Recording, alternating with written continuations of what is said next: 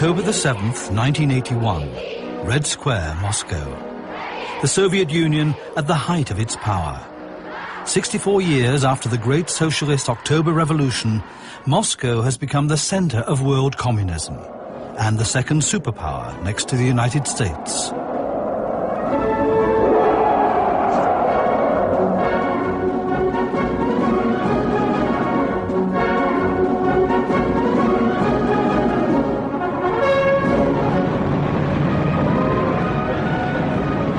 In 1991, tanks are once again rolling through the streets of Moscow, but this time they're aimed at the Russian parliament.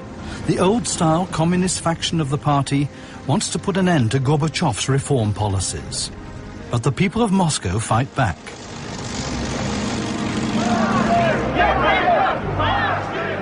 Boris Yeltsin, the first president of the Russian Federation to have been elected in free elections, is standing on an armored tank appealing to the people that they resist the tanks of the putschists.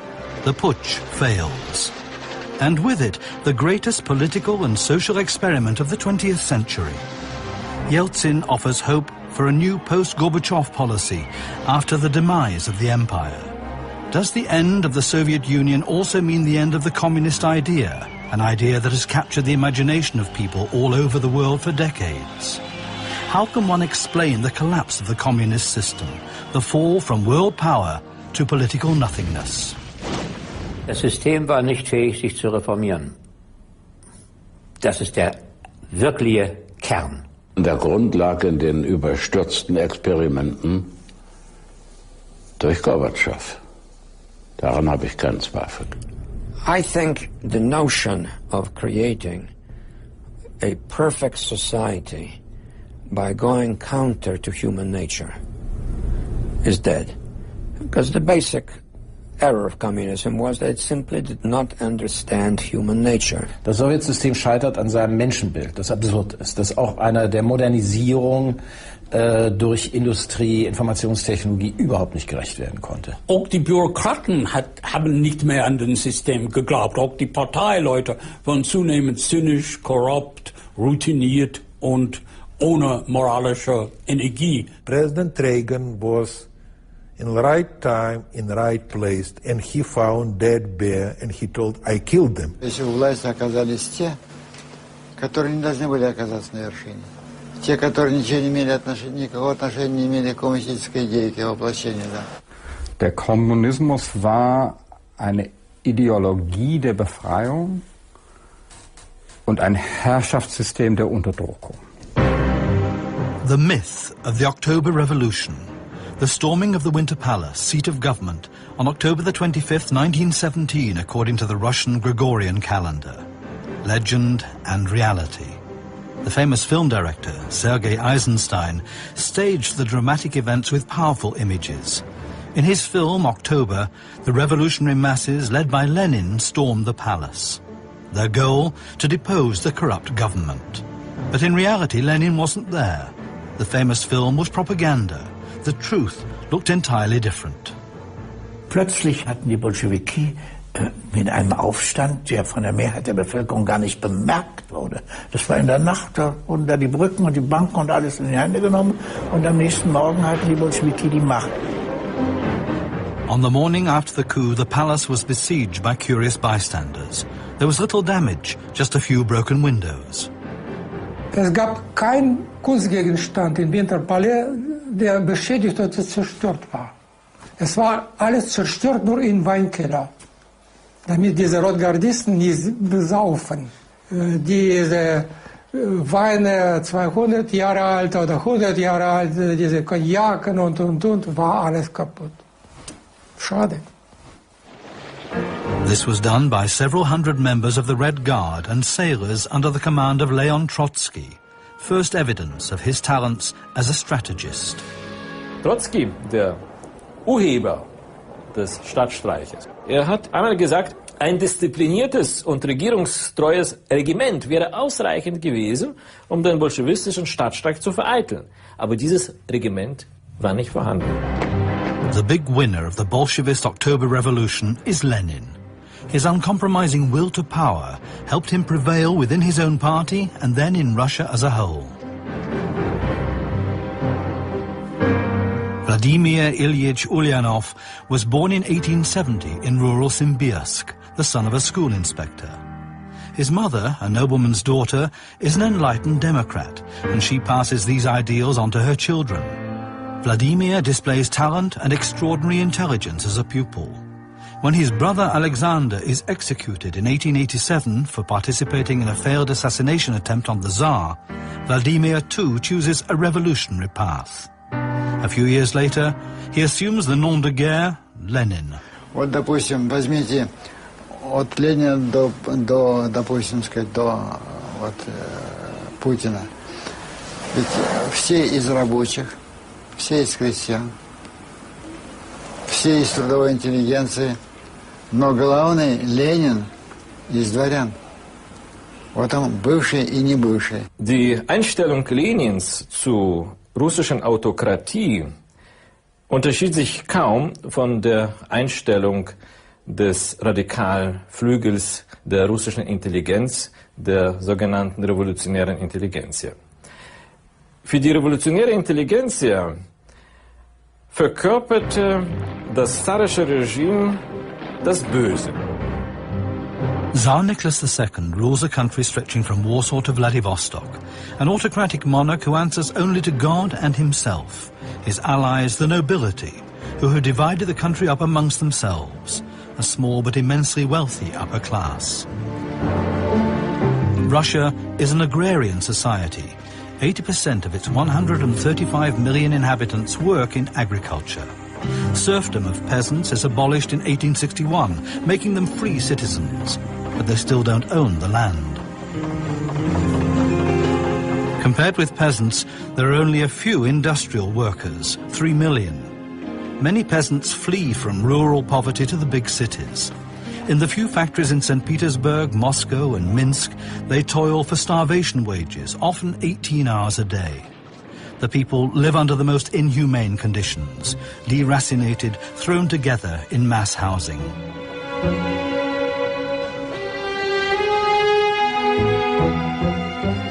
The Tsarist regime resists any attempts to democratize it.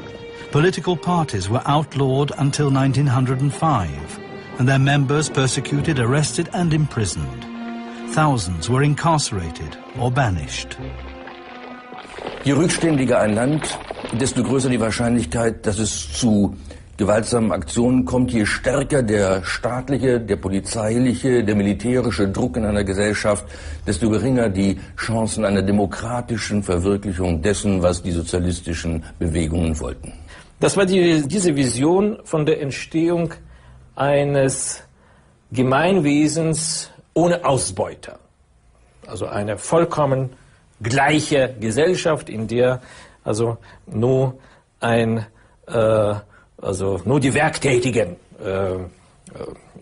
existieren und die Ausbeuter eben zu Menschen zweiten Grades degradiert werden. The more pragmatic Western society transformed Marxism into social democracy inside that.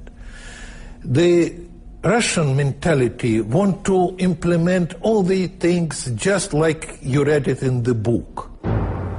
In November 1895, Lenin founds the Revolutionary League for the Liberation of the Working Class. Accused of political agitation, he's banished to Siberia in 1897. Here he marries the revolutionary Nadezhda Krupskaya. After his banishment, Lenin leaves Russia to go into exile. A brilliant theorist and born orator, Lenin becomes leader of the radical wing of the Russian Social Democrats. Because his wing manages to win a party assembly vote by a slim majority, he gives his faction the name Bolsheviki, which means majority holders. The democratic parliamentarian-oriented wing, which is actually larger, gets the name Mensheviki, or minority holders. The Bolsheviki uncompromisingly advocate the dictatorship of the proletariat. Man geht davon aus, dass der Mensch gut sei. Anders als bei dem Konservatismus oder auch bei dem Liberalismus. Und deswegen braucht er kein Checks and Balances, keine Kontrolle. Nicht wahr? Und das ist sozusagen ein Grundfehler der Kommunismus, auch bei Lenin. Und daher hat man die unkontrollierte Macht. Schon am Anfang, nicht wahr? Das ist im Bolschewismus darin. Das sollte eine Partei von Berufsrevolutionären sein, eine streng disziplinierte, zentralisierte Partei, die die Rolle der Avantgarde, der Arbeiterklasse übernehmen sollte. Und diese Konzeption stellte in der Geschichte der marxistischen Bewegung eine ungeheure Zäsur dar, eine Revolution. Die Grundprämisse: die Menschen wissen nicht, was gut für sie sei. Eine Elite, eine Wissenschaft muss herausfinden, objektiv, was gut für den Menschen sei. Subjektiv gilt nicht. Summer 1914. The assassination of the heir to the Austrian throne brings the international tension to breaking point. Russia mobilizes its troops. Germany declares war. While living in exile, Lenin believes that the outbreak of the First World War is a historical necessity and signals the impending end of capitalism.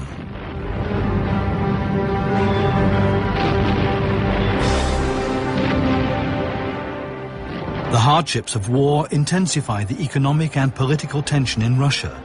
The masses protest against hunger, the war, the government, and the Tsar. Nicholas II is forced to abdicate after the February Revolution. A provisional government is formed, and all over the country, worker and soldier councils, the Soviets. The irreconcilable differences between the parliamentarian bourgeois government of Kerensky and the radical Soviets hinder finding solutions to urgent problems. While war is raging in most of Europe, Lenin, exiled in Zurich, formulates his radical program. He rejects a parliamentary republic and in his famous April Theses demands the elimination of the provisional government and the assumption of power by the Soviets. The reaction of Lenin's comrades in Russia to his theses is unenthusiastic. Man war damals der Meinung, Lenin habe aufgrund seines langjährigen Exils die russische Wirklichkeit nicht richtig verstanden. Also er habe den Zugang zur russischen Wirklichkeit jetzt verloren. Denn das war die Zeit der Solidarisierung aller demokratisch revolutionären Kräfte. You have to remember, Lenin jumped in the revolution in the middle of this. He was not the person who really started this, initiated the revolution. At that time he lived in Switzerland, drank beer and discussed the German economy. Lenin realizes that he must return to Russia to spearhead the movement. His goals are an immediate armistice and a major land reform. He seeks the support of the masses. The German imperial government offers Lenin and other exiled revolutionaries freedom of passage. The exiles travel across Germany in a sealed train carriage. Lenin's return to St. Petersburg is supposed to destabilize Germany's war enemy, Russia. Revolution in Russia, an opportunity for the German Supreme Military Command to successfully end the war on the Eastern Front. Lenins griffige Parolen. Einerseits beendet sofort den imperialistischen Krieg.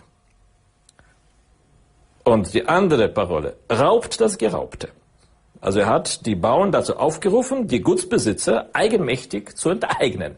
Also diese Parolen hatten eine außerordentliche Wirkung auf die russische Bauernschaft, auf die russischen Unterschichten. Und Lenin hat sich an diese Stimmungen der russischen Unterschichten angepasst. Lenin is greeted enthusiastically by his followers when he arrives on April the 16th, 1917. The next day, he gives his programmatic speech before a Bolshevist party assembly. The bourgeois February Revolution must be followed by the socialist revolution in Russia. He enforces this decision, an armed rebellion with the objective of seizing power. In May 1917, Leon Trotsky returns to Russia. He too had been active in the working class movement in the late 19th century, was banished to Siberia because of his underground activities, and lived in exile for many years after fleeing. He and Lenin demanded the overthrow of the provisional government, as well as world revolution. Trotsky organizes the storming of the Winter Palace, has the provisional government arrested, and helps Lenin and the Bolsheviks gain power. Sie hatten die Macht in einem der rückständigsten Länder der Welt 140 Millionen Einwohner, ein Bauernland, ganz wenige Industriearbeiter, 80% Analphabeten. Das ganze Land war zerrüttet, zerstört durch 3 Jahre des Ersten Weltkrieges. Und jetzt der tiefe Widerspruch. Da soll man eine neue sozialistische Gesellschaft? Der Widerspruch zwischen der Zielsetzung und der Realität. Immediately after the victory of the revolution, the new government, the Council of People's Commissars, put Lenin's plans into practice. First of all, Lenin offered the Germans an immediate armistice. In the spirit of world revolution, German and Russian soldiers fraternize. Lenin's other plan, the land reform, is also implemented immediately. Because the peasant soldiers want to return home, the army is dissolved. The big land estates are expropriated without compensation, surveyed and given to landless peasants. The old dream of Russian peasantry comes true. Millions of peasants become landowners. Einerseits war natürlich die marxistische Doktrin für Lenin sehr wichtig. Und die marxistische Doktrin sagte, dieser Boden soll verstaatlicht werden. Auf der anderen Seite hatte Lenin im Gegensatz zu vielen marxistischen Dogmatikern, auch in der bolschewistischen Partei, ein feines Gespür gegenüber den Wünschen der Agrarbevölkerung.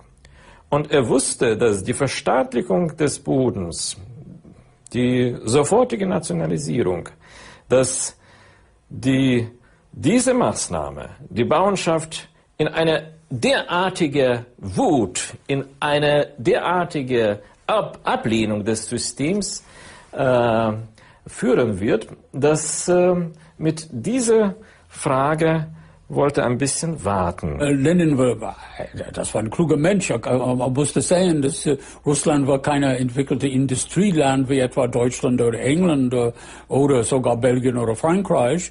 Aber das war ein Agrarland mit einer verhältnismäßig kleinen Industriebevölkerung. Und man konnte die Revolution nicht nur auf die Arbeiten von Moskau und Petrograd aufbauen. Also war es sozusagen sein Beitrag zur revolutionären Theorie. Da war seine große Schule vielleicht nicht Stalin, aber Mao. For the new landowners, Lenin is a hero. They believe in a better future and celebrate the socialist revolution. For the leading theorist of the German Social Democrats, Karl Kautsky, this is willfully misleading. Aus Kautskys Sicht war das, was Lenin und seine Gefolgsleute in Russland planten und dann 1917 durchführten, nicht etwa eine proletarische Revolution, nicht die erste große sozialistische Revolution, sondern die letzte bürgerliche Revolution. Marx und Engels haben in ihrem kommunistischen Manifest gesagt, dass das Programm des Kommunismus sich nur mit einem Satz zusammenfassen lasse und dass dieser Satz heißt, die Abschaffung des Privateigentums. According to Karl Marx, the private ownership of the means of production is to be nationalized. The bourgeois society can only be overcome through the dictatorship of the proletariat. In the eyes of radical socialists, Lenin is not a Marxist. Mehr als 90% der landwirtschaftlich nützlichen Fläche Russlands befand sich auf dem Höhepunkt des Bürgerkrieges in bäuerlicher Hand. Also hier kann man sagen, dass Lenin ein sehr flexibler marxistischer Doktrinär war. Er war marxistischer Doktrinär, aber ein flexibler. Man könnte auch noch radikaler fragen, war Marx Marxist? Nicht wahr? Also Berlin hat mal geschrieben, der Marx, wenn er wieder aufstehen würde, würde sagen, surtout je ne suis pas marxiste. Bei Lenin war nicht nur ein harter ideologischer Kampf, sondern es war verknüpft mit Verächtlichmachung der Personen, die diese Auffassungen vertraten. Wobei Lenin hat sich kaum harte Ausdrücke gegenüber den Gegnern benutzt. Nein, das war ruhig und sachlich. Sein ganzer Hass und seine Verächtlichmachung war gegen Liberale und Sozialdemokraten, die eigentlich mir viel näher stehen müssten als die wirklichen Gegner. On November the 25th, 1917, there are the first free elections in Russia. For the first time in history, women have equal suffrage. The winner is the party of the Social Revolutionaries. the Bolsheviks receive only 1/4 of the votes.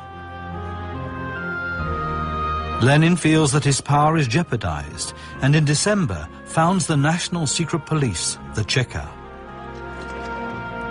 Die Bolschewiki haben wie alle Parteien links von der Mitte unter dem Zarismus immer für eine konstituierende Versammlung gekämpft, die auf geheimen, gleichen Wahlen hervorgehen sollten. Endlich, im November 1917, gab es diese Wahlen. Und Anfang Januar 1918 trat die konstituierende Versammlung zusammen. Und da stellte sich heraus, in der konstituierenden Versammlung waren 70% eine Bauernpartei. When the delegates of the Constitutional Assembly vote in their first meeting on January the 18th, 1918, against all power being transferred to the Soviets, Lenin leaves the room. It was the last meeting the Bolsheviks allowed. Und auf Anweisung Lenins wurde dann das besetzt und gesprengt. The next day, Lenin has the gates locked and the delegates arrested. This marks the end of democracy in Russia after just one day. Nach der gewaltsamen Zerschlagung der verfassungsgebenden Versammlung haben sich die Bolschewiki vom demokratischen Prinzip, vom Prinzip der Anpassung an den Willen der Bevölkerungsmehrheit verabschiedet. Und das bedeutete, dass sie nur mit Hilfe der Gewalt und der Diktatur jetzt über diese Mehrheit, die sie ablehnte, regieren konnten. At Lubyanka Square in Moscow's center, the Cheka sets up shop. The first chief of secret police of the Soviet regime is Felix Dzerzhinsky, a confidant of Lenin. Under Dzerzhinsky's direction, the Cheka becomes the most important instrument for maintaining power. Cheka, also eine Geheimpolizei, die nicht die Gegner der Revolution nur bekämpfte, sondern am meisten Menschewiki und Sozialrevolutionäre, also Anhänger der Revolution, die aber keine Bolschewiki waren. Lenin war für keine Ruinierung der Rechtsordnung. Er sagte, sozialistische Demokratie ist bürgerliche Demokratie ohne Bourgeoisie. Sozialistische Kultur ist die Fortsetzung bürgerlicher Kultur ohne Bourgeoisie. Und. Sozialistischer Staat ist Fortsetzung des bürgerlichen Staates ohne Bourgeoisie, ohne Ausbeutung und. Lenin und Dzerzhinsky hatten einen gewaltigen Staatsapparat zu ihrer Verfügung, um die sogenannte Unvernunft der Massen zu bekämpfen. The prisons from Tsarist times were not enough to hold all the prisoners captured by the Cheka. Only 3 months after the October Revolution, dissidents are sent to forced labor camps, making relatives as well as perpetrators culpable. Isolation confinement, torture and murder are the means used by the secret police to, as Dzerzhinsky says, save the revolution. Das ist der Versuch, die Wirklichkeit der Utopie anzupassen, eine im Grunde weltfremde Utopie zu verwirklichen, und die Realität lehnt sich dagegen auf und man versucht dann, diese Realität mit Gewalt an die Utopie anzupassen. Deshalb würde ich sagen, dass dieser Versuch im Grunde zwangsläufig in einen Terror einmünden musste, weil ein soziales Paradies auf Erden lässt sich nicht errichten. Wenn man Himmel auf Erde aufbauen wollte, was ist nicht gerechtfertigt? Ein bisschen Terror hier und da, wenn am Ende dann der Himmel rauskommt. The Bolsheviks proudly call their bloody procedure Red Terror. In the famous decree on the Red Terror, it says, in the current situation, it is necessary to secure the heartland through terror. To protect the Soviet Republic from class enemies, they will be isolated in concentration camps. Persons involved in White Guard organizations, conspiracies and revolts will be shot.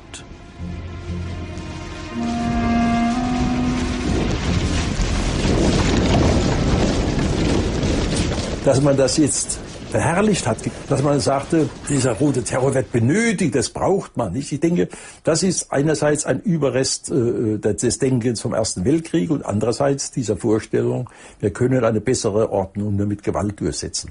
Der Begriff sozialistischer Terror ist natürlich ein Widerspruch in sich selbst und hat den Weg geebnet für sehr viele Dinge, die später unter Stalin dann verwirklicht wurden. Das Ziel heiligt das Mittel.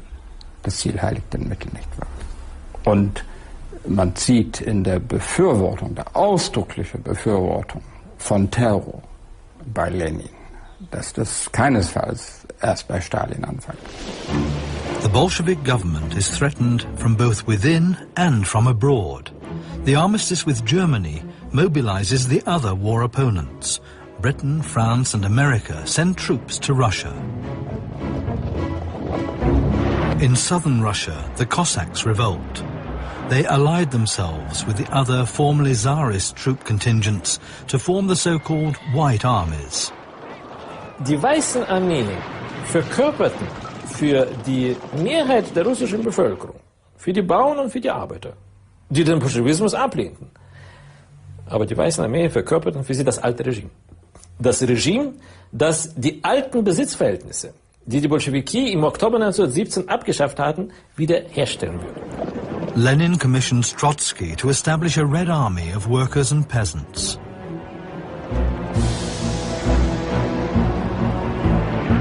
Bloody conflict rages all over the country.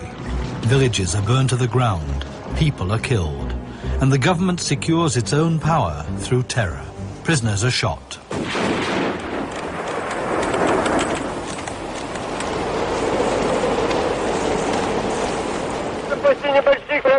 Lenin calls for the Red Army to resist. Капиталисты Англии, Америки, Франции ведут войну против России. Они помогают деньгами и военными припасами русским помещикам.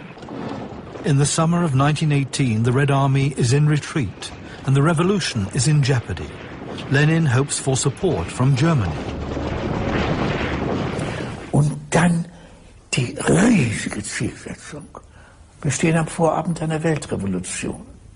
Es ist ja nur bedauerlich, dass wir das jetzt gerade in Moskau machen.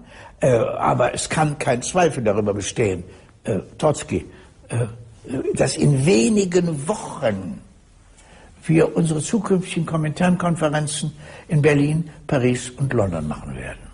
Einen unglaublichen Optimismus. Und auch hier in den Vereinigten Staaten gab es große Industrie-Streiks, Unruhen,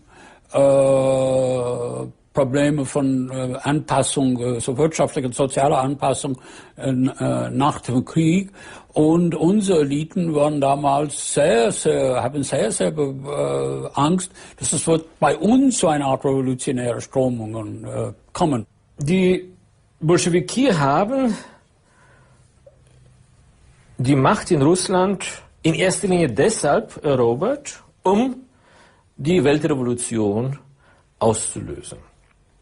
Also sie waren der Meinung, dass der Weltkrieg, der die bestehende kapitalistische Ordnung derart erschüttert hatte, dass dieser Weltkrieg eine einmalige Chance für die proletarischen Parteien sei, um die kapitalistische Ordnung endgültig zu beseitigen. Der eigentliche Sieg der proletarischen Revolution sollte für Lenin natürlich im hochindustrialisierten Westen stattfinden. After the lost war, a revolution comes to Germany.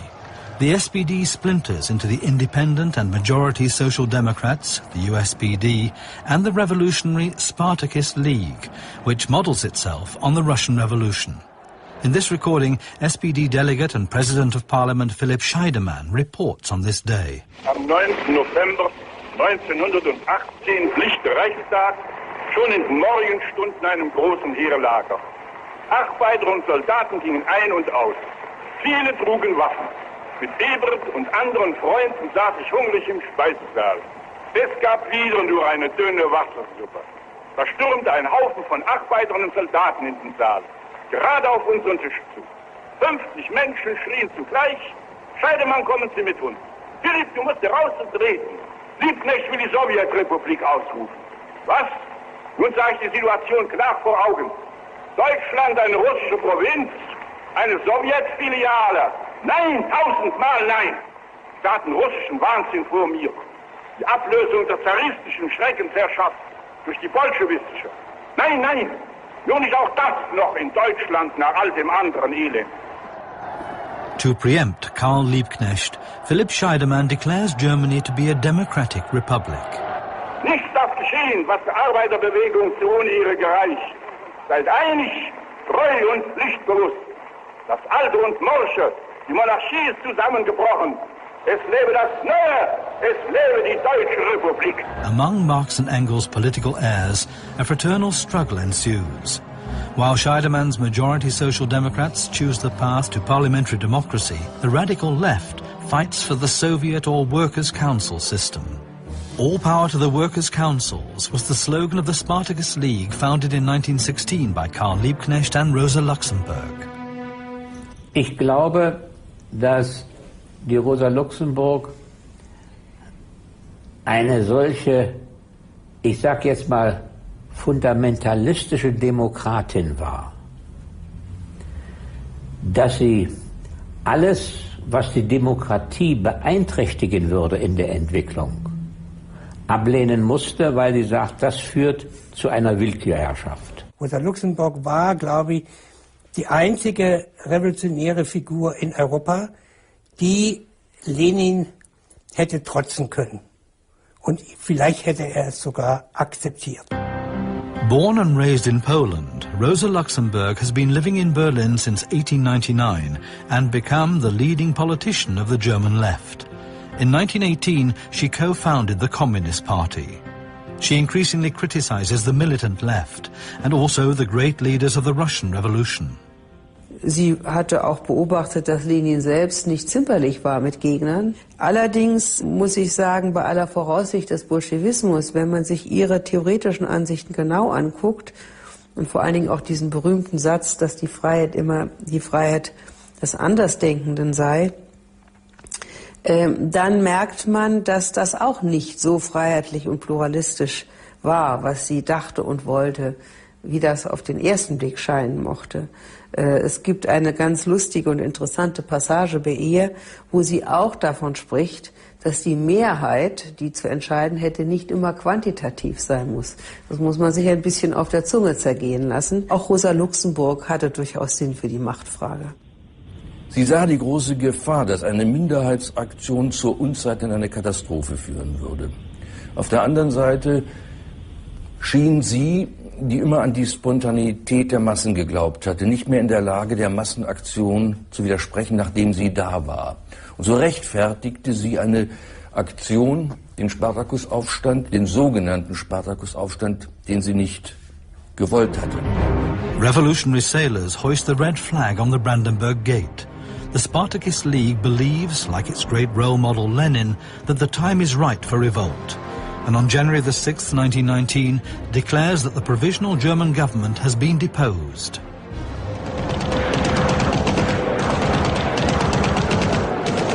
Ein Bürgerkrieg, so wie Rosa Luxemburg ihn sich vorstellte, wenn der damals in Deutschland ausgebrochen wäre, dann wäre er nicht auf Deutschland beschränkt geblieben. Er hätte sofort die Alliierten auf den Plan gerufen, das heißt Verlängerung des Weltkriegs.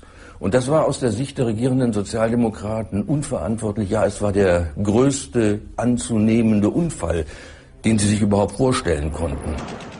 The government's troops were supported in the fight against the rebels by the Free Corps, volunteer troops who formed after the dissolution of the Imperial Army. The revolt is suppressed with much carnage. Karl Liebknecht and Rosa Luxemburg are arrested and then murdered by members of the Free Corps.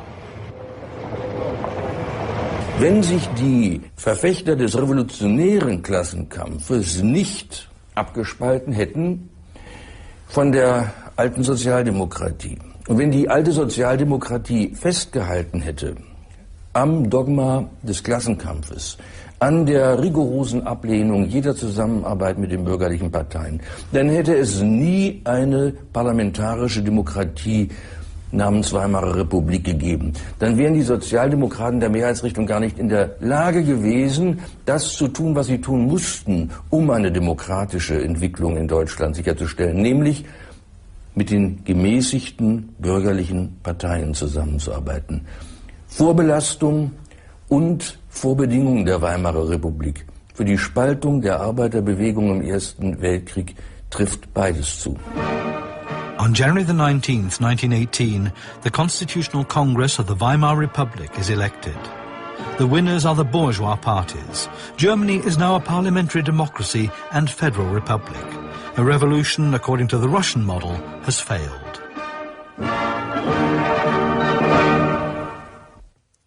In Russia, the civil war continues. But while the poorly organized White Army is losing ground, the Red Army is advancing.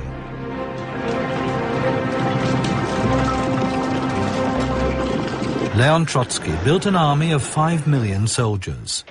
In his famous armored train, he travels to precarious battlegrounds and reinforces discipline. Deserters are shot immediately. Soviet troops beat the White Armies and their foreign allies across the board.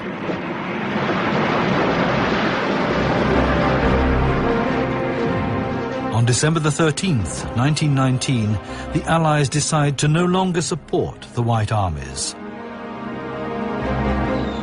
The Red Army marches to victory.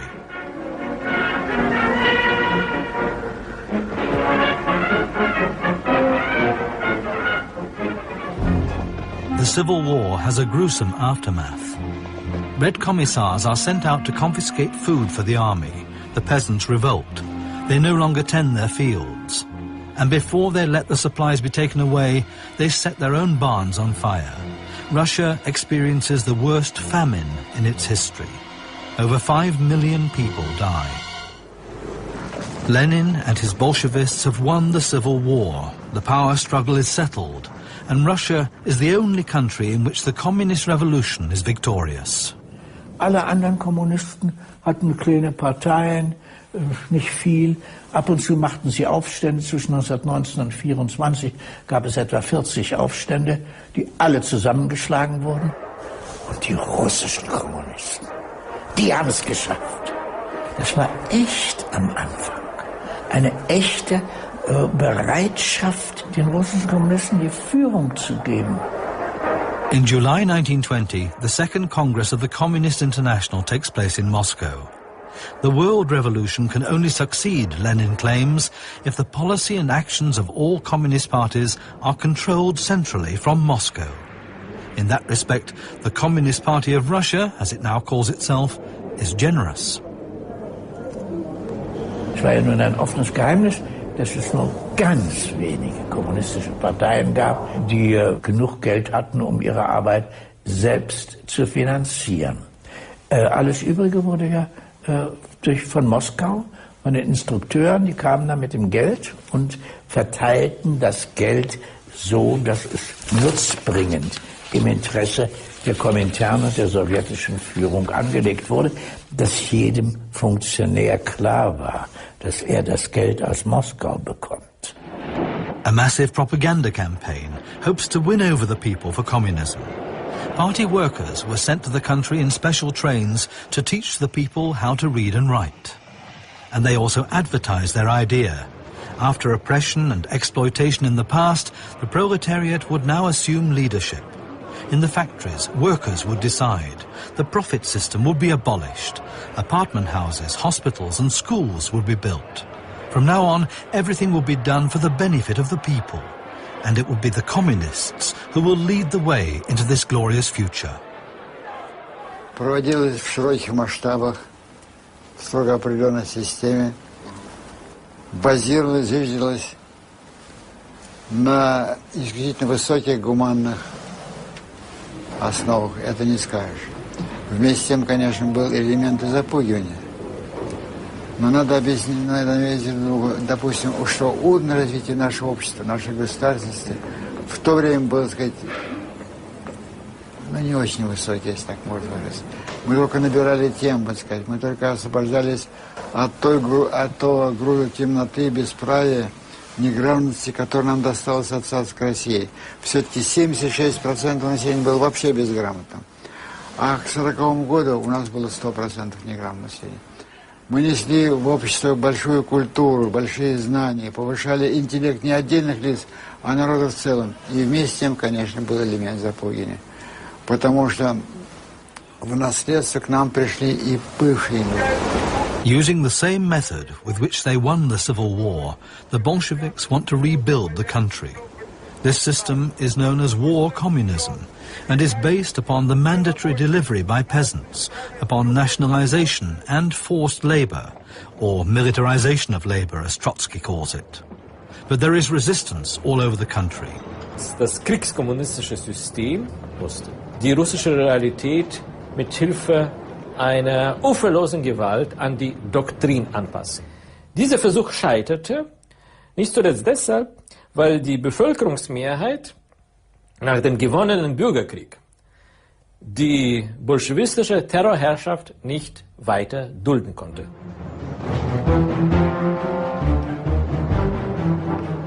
In January 1921, workers in Petrograd go on strike. The government responds with martial law and arbitrary mass arrests. On February the 28th, 1921, 16,000 sailors joined the striking workers. They appeal to the people, the time has come to sweep away the autocratic commissars. All power to the Soviets, no power for the party. The strikers demand an end to oppression, to terror and to arrests. They demand that the freedoms gained in the revolution be reinstated, together with free elections with secret ballots, freedom of speech and other parties. Die Kronstadter Matrosen gehörten zu den glühendsten Anhängern der Revolution und sie wurden von der bolschewistischen Führung immer wieder dafür gelobt, dass sie die Bastion der Revolution seien. Aber auch sie haben sich von dieser Autokratie, von der Zerschlagung der demokratischen Regungen, der demokratischen Strukturen im Lande abgewendet. On Lenin's order, the Red Army advances across the Baltic Sea ice to attack on March the 7th. After 11 days and harsh struggles, the sailor insurrection is brutally crushed.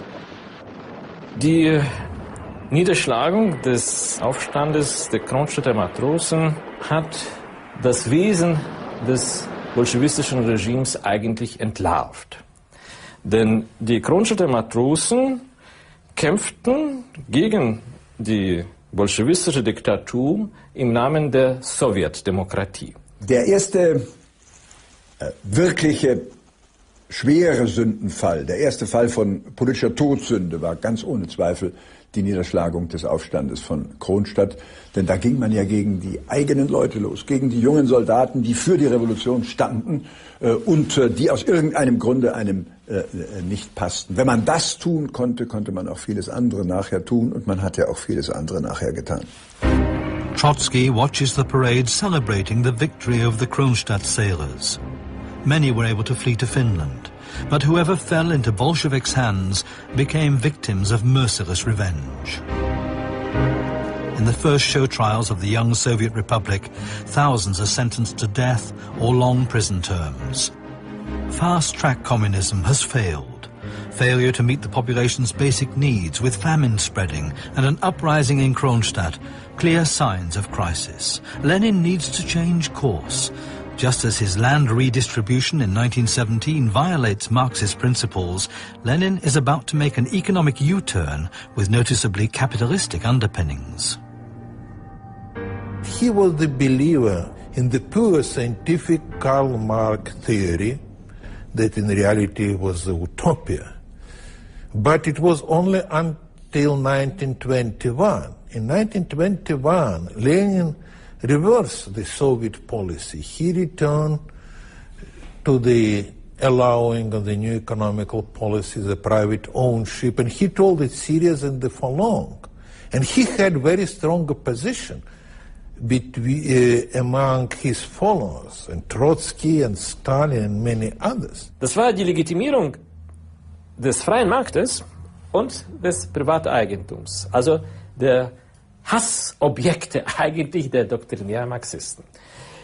Und deshalb haben viele bolschewistische Funktionäre und viele bolschewistische Idealisten die neue ökonomische Politik als einen ungeheuren Rückschlag empfunden. Lenin attempts to save the country's economy at the 10th Party Conference. His new economic policies, NEP for short, are extremely controversial. Even his closest allies greet his policies with scathing ridicule. After heated debate, Lenin succeeds in pushing through a governmental resolution. Within the party, varying factions will no longer be tolerated. Opposition means exclusion. Dictatorship now begins within the Communist Party itself.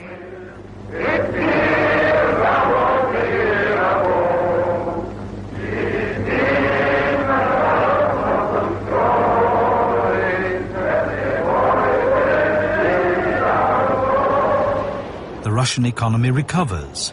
Optimism is in the air. Fishermen and farmers sell goods at the marketplace. Money can now buy things and becomes an incentive to work.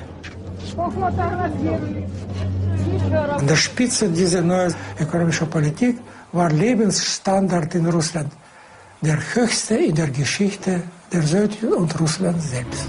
The stock market and the banks reopen. The new ruble is minted. Lenin goes so far as to invite Western capitalists to invest in Russia to help roll back the country's economic deficits. We must grant concessions to the foreign bourgeoisie and outside capital, were Lenin's words to the Third Communist International. But many comrades are convinced that Lenin's new economy will betray the basic principles of the revolution. Und wie war Reaktion Stalin und anderen damals auf diese seine Vorschläge? Das ist Produkt des kranken Gehirns. Kuibyshev, damals einer der Funktionäre, hat vorgeschlagen, diese leninische Artikel, die in Pravda veröffentlicht worden waren, sollen in einem Exemplar von Pravda gedruckt werden, für Lenin selbst. Die anderen brauchten die nicht wissen. In May 1922, Lenin's health deteriorates dramatically. He suffers his first stroke. 2 more would follow. Lenin withdraws from governmental activities. From this point on, he resides on a country estate near the city of Gorky. Leon Trotsky appears to be Lenin's uncontested successor, an intellectual with more charisma than any other Bolshevik leader and a popular commissioner who was victorious during the war. Lenin, however, was still alive and his successor had not yet been decided. And Trotsky had stiff competition. Joseph Stalin, the Communist Party's general secretary. Lenin, гений теоретик, гений практик. Stalin, гений практик, гений теоретик. Aber Stalin, ein genialer Verbrecher, er verstand die Rolle der Information. Вот учение Маркса, Энгельса, Ленина и Сталина, будем старыми категориями говорить, оно действительно имеет эпохальное значение, но не в том смысле, что навсегда, на все века и так далее. Оно действительно для определенного исторического отрезка времени. Lenin hat wie ein britischer Handwerker seine Feinde ausgesucht und zwar vernichtet, aber man konnte sagen, Stalin hat das zum Industriell entwickelt. The difference between Lenin and his followers like Gaidar, then after 4 years Lenin understood it's enough, it's not working. And after that I don't think that he was a real Marxist. He became a statesman and the Russian political leader. Wie viele andere, die Mehrheit nachdenklicher Menschen in der Sowjetunion glaubte ich, alles war richtig, solange Lenin lebte.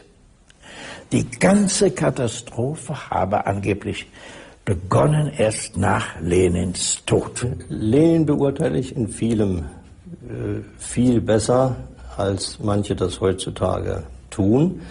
Es wird ja auch versucht, sozusagen in Lenin nachträglich den Stalin noch mit unterzubringen.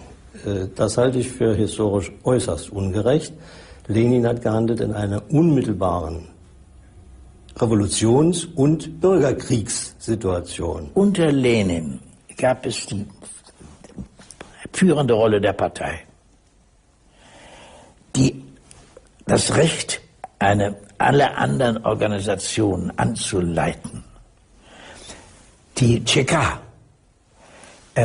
Es gab eine Vielzahl von ganz diktatorischen Elementen, auf die Stalin nachher aufbauen konnte. Alle Elemente des Stalinismus sind schon im Keim präsent im Leninismus. Das ist die wichtige Feststellung. Bei einer anderen Führungspersönlichkeit ist es natürlich denkbar, dass man eine etwas andere Entwicklung hätte, aber keinesfalls hin zu einem, sagen wir mal, demokratischen Kommunismus. Das scheint mir, wie Leszek Kołakowski sehr schön gesagt hat, wie gebratener Schneebäller. Gewiss wollte Lenin nicht das, was später geschehen ist.